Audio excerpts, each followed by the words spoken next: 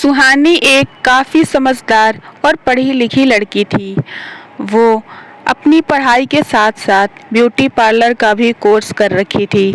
उसका सपना था कि वो अपने लिए एक ब्यूटी पार्लर खोलेगी, पर उसकी शादी गाँव में हो जाती है। उसके पिता इतने अमीर नहीं होते जो दहेज देकर शहर में शादी कर सके, इसलिए वो उसकी शादी मोहित से गाँव में कर देते हैं, जिस वजह से वो अपना पार्लर का सपना पूरा नहीं कर पाती, क्योंकि उसके ससुराल वालों को उसका पार्लर खोलना बिल्कुल पसंद नहीं था, खासकर उसकी सास को तो बिल्कुल भी नहीं। सुहानी के ससुराल में उसके अलावा उसकी सास, उसके ससुर, उसका पति और उसकी एक नंद रहती थी। वो घर के सारे काम करती थी, पर साथ ही साथ वो अपनी ब्यूटी का भी ख्याल रखा करती थी, क्योंकि वो बचपन से ही शहर में पली बढ़ी थी, तो ये सब उसकी आदतों में ही शामिल थी। पर उसकी सास को उसका इस तरह से सजना संवरना बिल्कुल पसंद नहीं था। वो जब भी उसे मेकअप करते देखती तो हमेशा गुस्से में आकर उसे उल्टा सीधा सुनाया करती थी।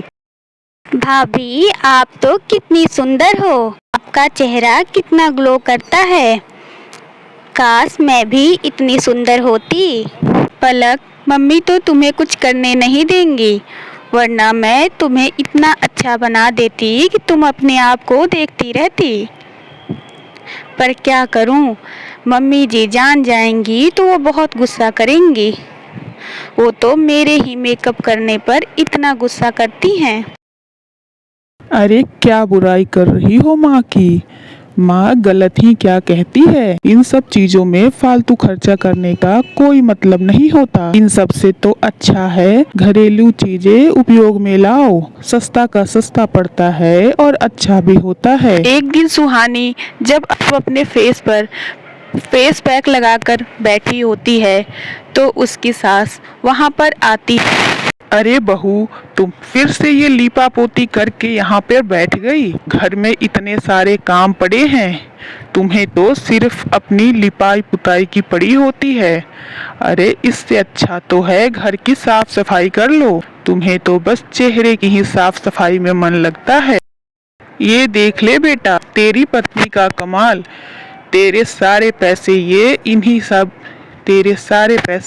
इन्हीं सब चीजों में उड़ाती है। इसे तो घर से कोई मतलब ही नहीं है, सिर्फ और सिर्फ अपनी लिपाई पुताई से मतलब है। मैं तो इसे समझा समझा कर थक गई हूँ, अब तू ही समझा दे इसे। एक दिन पलक को देखने लड़के वाले आने वाले होते हैं। जब दूसरे दिन पलक सोकर उठती है तो उसके फेस पे काफ़ी दाने हो गए होते हैं और उसे काफ़ी जलन हो रहा होता है। तो वो आकर अपनी माँ और भाभी को ये बात बताती है। माँ, भाभी, देखो ये क्या हो गया। मेरे फेस पे काफ़ी जलन हो रही है। पता नहीं, समझ में नहीं आ रहा क्या हो गया। अब मैं क्या करूं। माँ, भाभी, कुछ करो, मुझे बहुत जलन हो रही है। हे भगवान, ये क्या हुआ तुझे बिटिया। वो भी आज के दिन जब लड़के वाले तुझे देखने आने वाले हैं। अरे बेटा, तूने उल्टा सीधा कुछ लगाया तो नहीं। लड़के वाले पलक को देखने आते हैं, पर वो पलक को रिजेक्ट करके चले जाते हैं, जिसे पलक को और उसके परिवार वालों को काफ़ी बुरा लगता है। फिर सुहानी सरिता से कहती है, मम्मी जी एक बार आप हाँ करो तो मैं पलक के चेहरे से ये सारे दाग खत्म कर सकती हूँ। पर जब तक आप नहीं कहोगी तो मैं कैसे कर सकती हूँ। अरे माँ, एक बार सुहानी को करने तो दो, वो जो करना चाह रही है। आप और हम लोग इतने परेशान हैं उसके रिश्ते को लेकर। एक बार सुहानी को करने तो दो, हो सकता है उसके ये सब करने से उसका चेहरा अच्छा हो जाए और उसका रिश्ता भी तय हो जाए। आप एक बार उसे मौका देकर तो देखो। उन दोनों के काफ़ी बार कहने पर सरिता मान जाती है और फिर सुहानी पलक का ट्रीटमेंट करना शुरू कर देती है। डेली 2-3 टाइम उसके फेस पर फेस पैक लगाती और उसका काफ़ी ध्यान रखती। देखते ही देखते 2-3 दिनों में पलक का फेस काफ़ी ग्लो करने लगता है और उसके दाने भी सारे गायब हो जाते हैं। पलक काफ़ी खुश हो जाती है। भाभी, आपने तो कमाल ही कर दिया। देखो, आपकी वजह से आज मैं कितनी सुंदर दिख रही हूँ और अब देखना कोई मुझे रिजेक्ट भी नहीं कर पाएगा। भाभी, आप सच में बहुत अच्छी हो। अरे नहीं पलक, तुम तो पहले से ही बहुत खूबसूरत थी, बस ज़रूरत होती है उसे अपनी देखभाल करने की। तुम कभी अपनी देखभाल नहीं करती।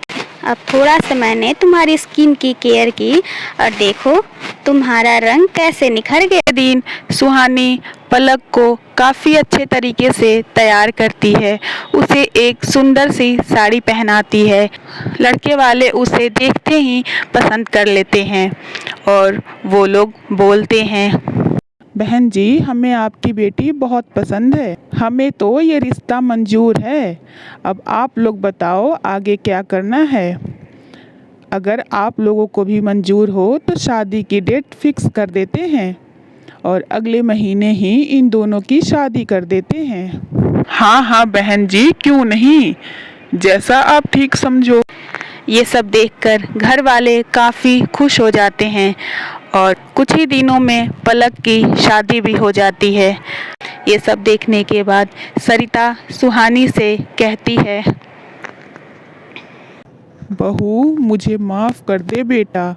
मैं तो ये सब फालतू की चीज़ें समझती थी, पर अब मुझे समझ में आया कि समय के साथ इंसान को बदलना चाहिए। और देख, तेरी वजह से आज पलक की शादी हो गई। बेटा, अब तुझे मैं कभी भी इन सब चीज़ों के लिए नहीं रोकूंगी। ये बात पूरे गांव में फैल जाती है और गांव की कई औरतें उसके पास मेकअप कराने आया करती थी। कोई मेकअप कराने आता तो कोई अपने बाल कटवाने आता तो कोई शादी पार्टी फंक्शन के लिए तैयार होने आता, जिसे देखकर उसकी सास सुहानी से कहती है, बहू, ये कब तक तुम मुफ्त में इस तरीके से सबकी सेवा करती रहोगी? अब तो तुम्हारे पास बहुत सारे लोग आने लगे हैं, तो मैं तो ये चाहती हूँ कि अब तुम एक गांव में ही ब्यूटी पार्लर खोल लो। फिर सरिता अपने पति और बेटे से बात करती है और गांव में ही एक छोटा सा पार्लर सुहानी के लिए खुलवा देती है, जिसे देखकर सुहानी काफ़ी खुश हो जाती है और फिर वहां पर गांव की औरतें आया करती थी। इस तरीके से सुहानी का पार्लर बहुत अच्छे तरीके से चल जाता है। वो काफ़ी खुश रहने लगती है। उसका हमेशा से यही सपना था कि वो अपने लिए एक पार्लर खोले।